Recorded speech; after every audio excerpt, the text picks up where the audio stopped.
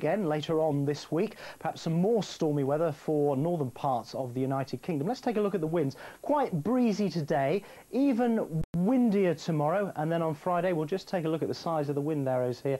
We may well be experiencing severe gales once again in the far northwest of Scotland. We'll keep an eye on the situation because the wind not the only problem. Heavy rain as we go into the weekend may cause some flooding. Now the reason for the unsettled weather, as you might have guessed, low pressure, but just keep an eye on the numbers in the middle of our lows. 990 millibars today. If I move out of the way, 954 millibars tomorrow. Now the important thing here is as the numbers get smaller, it gets wetter and windier, and then on Friday it looks as though the low centre could be a mere 944 millibars. Now I mentioned the rain causing problems. It'll be the accumulation over the next few days and into the weekend that may well lead to some flooding, so just in case, let me remind you of the floodline number. There it is, it's 0845 988 1188. Now we've had some wet weather today.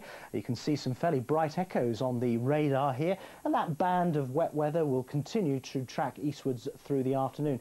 Brighter skies and some blustery showers coming along behind that, and up over the hills and mountains of Scotland we could well find a little bit of wintry weather mixed in with those showers. But generally, I think temperatures on the mild side. Now, overnight tonight, a lot of that shower activity will disappear. The winds will fall light, and from around about northern England northwards, it is going to be quite a chilly night. But then the temperatures picking up again tomorrow as the next batch of wet and windy weather comes in from the west.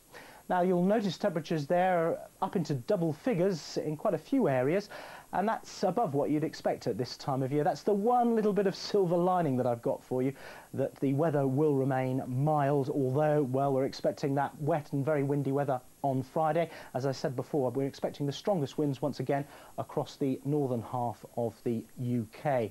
As we go into the weekends, the weather systems bringing the rain are going to become slow moving. Now we'll still have some windy weather on Saturday.